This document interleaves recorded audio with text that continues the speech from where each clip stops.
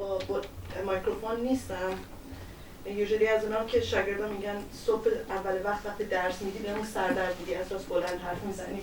So bear with me. صدا خوبه یا خیلی بلند؟ So first of all, thank you for this amazing session. It's been wonderful. I've learned a lot, and I'm looking forward to more information that will be going around. So today I'm going to present on some of the preliminary research that I have, because I'm in the process of preparing a much bigger research, but I wanted to start off by exploring the women's life freedom movement, and specifically talking about the taboo concept of sexuality for women. So the women's life freedom movement has successfully attracted a global awareness regarding the gender apartheid in Iran. And many Iranian women have made a stand for their agency and their emancipation. The movement is ongoing, and it's important to indicate that while the movement is rather strong, and even successful for some, no question there, it has not been devoid of flaws. We listened to some of those problems that are being presented. This presentation is exploring one of the challenges of the movement, which is the discussion of female sexuality and queerness. Exploration of sexuality of many different people who were assigned female at birth, so non-binary folks and those who do not fit into this very dichotomous model. This research began to shape after my initial exposure to a Reddit post about Nell, Nika Shakarami's alleged girlfriend, who self-identified girlfriend. The comment section of the post indicated a clear sexual narrative which was based on Iranian gender and sexual script. In this presentation, I will be focusing on the case of Nika's martyrdom and exploring the tabooness of female sexuality in dominant Iranian discourse. I argue that the queer experience for Iranian women, non-binary, and other AFAB folks is different from Iranian men. Sexuality of women has been taken away from women under the guise of ghayrat, which is overprotection of female kings. Therefore, I will ask, how have female sexuality and queerness have been explored in Iranian culture, and how does the dominant Iranian discourse of gender and sexuality govern sexual and gender politics? I would like to begin by exploring some of the controversies surrounding Nika Shakarami's sexual identity after her tragic and unexpected murder by IRA agent. Nika, a 16-year-old girl, was kidnapped in an unmarked van by IRA security agent. She was sexually abused and horrifically murdered during the Women's Life Freedom movement of 2022. Later, her body was simply dumped under the Yadigar Imam Highway. With all the horror upon her murder, there was an array of online discussion regarding Nika's sexual identity. This was exacerbated when Shadi Amin, an Iranian queer activist, dedicated her Lesbian Visibility Award to all LGBTQ plus folks in Iran, and specifically naming Nika as one of the recipients. Upon this claim, Nika's aunt, Atash Shakarami, made a statement claiming that Nika is too innocent and too young to be attached to the queer community. Just think about that. While she said she had nothing against the LGBTQ community, she maintained Nika's innocence by indicating that not only is she a child, but she's a straight. So you can hear the double standard.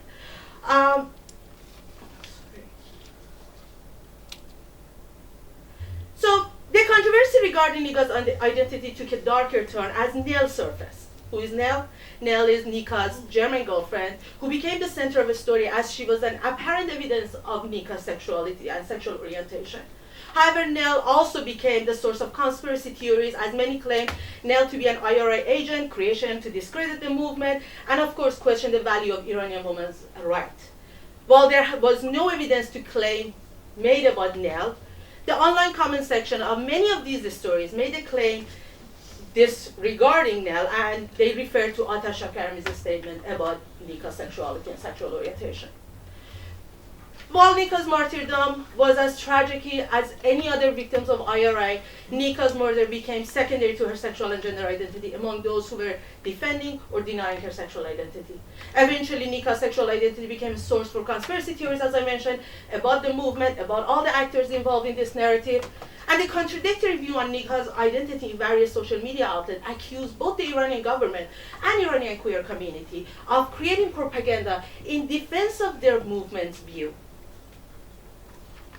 The entire discussion, however, rotated on one general perception, and that was Nika's innocence. Therefore, if Nika is innocent, she's supposed to lack sexuality, which was evident in all the stories about the movement, as they all lacked the discussion of sexual rights for women, non-binary folks, and many other AFAB folks in Iran. The view of female sexuality, especially the queer sexual desire, was presented as tolerable in a liberal sense, but undesirable and dishonorable. While the discussion appeared to be focused on Nika's age, the discourse was about depravity of sexuality for women and corruption of their innocence. So a little bit about history of female sexuality. So while female sexuality in a romantic, very heterosexual context was not a feared topic in Iranian history, Iranian historical context, rarely reflect on the female sexual desire in any other context. In her scholarship, Najma Badi argues that sexuality is especially practiced, and therefore Iranians understand and practice sexuality differently based on their historical and cultural context. In part of her discussion, she explores female sexuality, queer love, non-romantic sexual desires, and all of them from a very historical perspective. She argues that the Qajar dynasty, similar to the Victorians, created a drastic change in understanding sexuality in an attempt to regulate and control sexual behavior by Victorian bourgeoisies. Before and during the early Qajar dynasty, sexuality and gender were not expressed in a contradictory fashion and in this binary approach. The gender expression was indifferent, especially since the Farsi language is a very gender-neutral language. The language of desire was not dichotomous, and similar terms of endearment was used for both women and men. While the gender bodies were separated, especially based on the gender division of labor, we're talking about Andaruni and Biruni, they occupied similar spaces at different times and attended to their gendered social needs. So while the language was maintaining a neutral approach, the spaces were still separated. Part of this discussion is permissibility of all sexualities, however, not in a celebratory means, but as a normalization of sexuality in a social context. Queer experience, unlike in Western expression, was practiced based on Iranian cultural norms and expectation. Najma Badi explores the evolution of amorous heteronormative sexuality, which eliminated sexual agency for Iranian women. She argues that the effects of westernization in Iran during the Qajar dynasty and the Orientalist perspective of Iranian men as the exotic sexual object encouraged romantic heteronormativity and allocated the female body as the object of desire, to remove male body as the object of desire. Heterosexist language became conspicuous and a dominant discourse of sexuality. When exploring female sexuality in Iranian context, Kia, Najma Badi, and Shakhsari back in 2009 reflected on the presence of women and the sexuality within Iranian history. While women as romantic and heterosexual agents have been presented in all literary works, throughout historical texts on gender and sexuality, the representation of female sexual desire, and more importantly, the queer experience of Iranian women and other AFABs, have been unclear and invisible. While history appears to erase female sexuality in Iranian context, the concept is presented, and thus we need to revisit and explore to understand the social expectation surrounding female sexuality. Sharifi in 2018 explored the representation of sexuality within Iranian communities and its close association with family honor and reputation, especially for women as their sexual identity is governed by their male kin. In Iranian rhetoric, the concept of gayrat remains a strong and challenging concept that continually celebrate the great heroes whose gayrat saved the country and their family's honor. We still glorify the concept. Gayrat becomes an important discourse when discussing female sexuality, as this concept actively aims to protect the family's honor by taking away female sexuality and placing it and misplacing it in the hands of her male relatives. While the concept has a dictionary definition of backbone and a sense of honor, it entails a hegemonic sexist discourse that is minimizing the location of women within the family structure by controlling their sexual identity and limiting them to just a sexual being. The concept of gayrat, not a sexual being, a sexual object. The concept of gayrat encourages sexual jealousy and toxic and overprotective masculine attitude. Abedini Farg defines gayrat as a public display of toxic masculinity by expressing a gender-based honor, possessiveness, and protectiveness toward certain female kin. According to gayrat, to preserve one's honor, it is the Iranian man's responsibility to regulate and defend the honor of his female relative through limiting their sexuality and their sexual freedom. Due to the concept of غیرت, which is based on Iranian, do I still have to do that? I'm good time. Pardon? I'm good time myself. Yeah. Due to the concept, 10 minutes. thank you. Due to the concept of غیرت, which is based in Iranian style hegemonic masculinity, female sexuality has become taboo, something to be protected and even kept in hiding. While women are sexually active, their sexuality is something not to be discussed, even going as far as the use of medical procedure to hide the imaginary evidence of their sexual practices. The intact hymen and the celebration of virginity of women maintain the idea of female purity and the demand for conjugal sexual practices. It's important to note that these social expectations do not mean that the Iranian continually follow these sexual norms. Iranian women, non-binary folks express their sexual desire through transgression, and prevalence of different forms of sexual expression, such as white marriages and sexual relationship out of wedlock. Even some might argue that the suing hymen are a form of transgression. After all, there are many discussions that a lot of religious figures cannot agree on whether the sued hymen is a good fatwa or not. So that's a whole different can of worms. However, the sexual double standard remain as a dominant discourse of sexuality, especially in regard to women and their sexual practices. Queerness, however, is a different story. The queer experience of Iranian women has been an invisible source of discussion. Similar to the location of Iranian women, which was hidden in the historiographical material, their queer identity has also been silenced. Najmabadi argues that the same-sex relationship among women have been presented based on a very homosocial characteristic. Same-sex relationship among women were recognized and even officiated through vows of sisterhood or siغه خواهرخواندگی. But their sexual relationship have been censored and left out of the view. Even the sigha's name lacks sexual connotation, and it's a vow of sisterhood. As much as Iranian history expresses an obsession with queer men, for women the relationship appears to be emotional, devoid of sexual desires.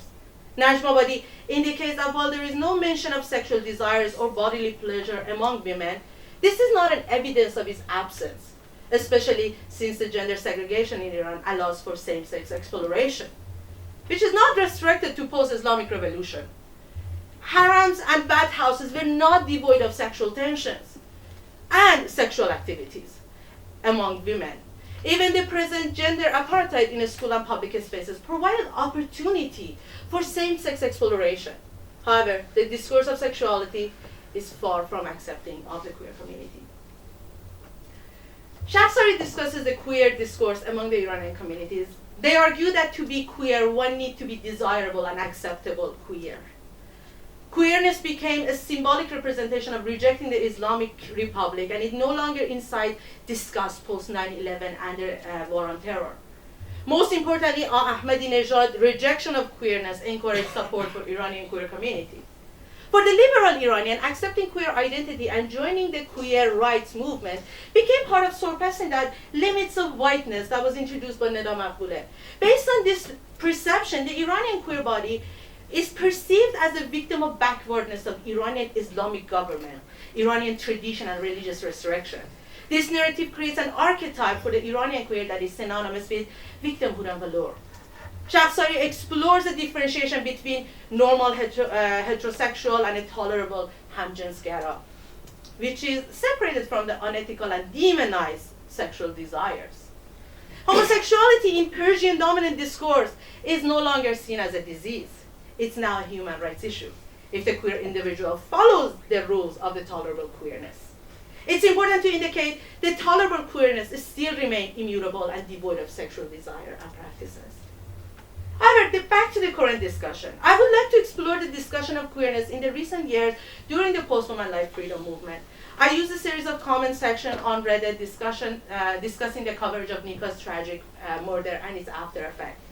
There have been several common trends that either support or rejected the claim about Nika's sexuality. There are those who supported Nika and her romantic relationship, even criticized those who are criticized to discuss her slaying rather than her love life. However, the most common and the most liked comment focused on identity politics of Nika. There were several discussions suggesting that Nika's queer identity was a fraudulent weapon used to taint the woman life freedom movement. And of course, those who saw this as a means to bring support to the queer rights movement use this opportunity to rebut with the reactionary behaviors. So those who were supporting Nika's sexual identity, those who were supporting the claims about Nika's sexual identity, faced series of reactionary behavior. 5 minutes? Oh, okay, thank you. Even as far as sending death threat to Shadi Amin upon her award dedication to all queer people who lost their life during the protest. While I'm not confirming or denying Nika's sexuality, I would like to focus on the concept of queerness. In this case, queerness was perceived as an adverse representation, which was argued to be used by Islamic Republic to besmirch the reputation of the women in the movement.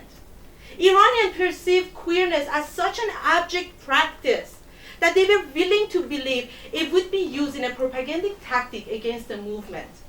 Therefore, many of the comments focus on Nika's sexual purity. The innocence of Nika became the topic of discussion, as many were defending her family's request that not take Nika's name.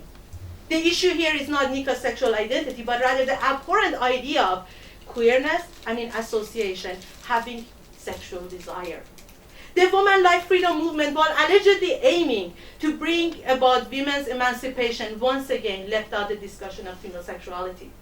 As mentioned above, Atasha Karami defended her niece's honor by saying she's innocent and actually has romantic inclination toward men, even though she was described by her aunt as an innocent 16-year-old child. Sorry, another. I would like to argue that while queerness is considered taboo, according to Sexuality, the desirable queer is acceptable. As I mentioned earlier, after all, the support for LGBTQ plus community is considered as a part of an anti-IRA discourse. The fight for the queer community is encouraged to be acceptable, but queerness focuses on a very limited perception of what we define as queer, and more importantly, it has excluded the important topic of sexual desire. Queer women and other non-binary folks have been part of this dilemma of ghayrat and protection. Looking at Nika's case, the concept of ghayrat was presented through reference to Nika's aunt's claim about Nika's sexuality and defense of her innocence against the taboo of sexual desire. In an announcement, Nika's aunt denied any claim about Nika's sexuality and her sexual orientation. This became a point of reference for many commentators on the post regarding Nika's murder. The passive language that simultaneously denied their position as homophobes and maintaining homophobic ideals used Nika's aunt to argue against the tabooness of sexuality attached to this young woman. Nika's aunt, who was unaware of Nell or even Nika's sexual identity, claimed that her niece was only a child. What is fascinating here is the concept of innocence to maintain Nika's honor and its attachment to the family's honor. Nika's aunt presents the family's ghayrat to defend her niece's honor and clear her of any sexual desires. It's important to note that Nell, Nika's friend, who claimed to be her girlfriend, did not have physical interaction with Nika, meaning the claim of desire alone was enough to dishonor Nika, and not only Nika, her family as well. With this in mind, I would like to reflect on the claim on sexuality and queerness of Iranian women. Almost done. For Iranian women, girls, and non-binary folks, tabooness of queerness lies in a tabooness of non-romantic, or in some cases, romantic sexual desire. Iranian female sexuality has been a hidden discussion for centuries, and it began before Qajar dynasty. The gender apartheid that existed in Iran even before 7th century Islamic takeover has its foundation in hiding women and their sexual desires. While expecting women to be sexually available and passively ready for their male counterpart, they are expected to maintain their sexual purity even after their marriage, which became legally mandated after the Islamic Revolution of 1979.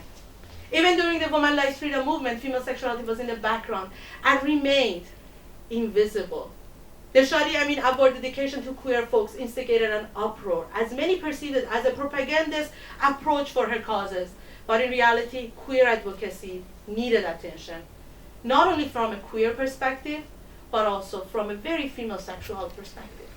Thank you so much.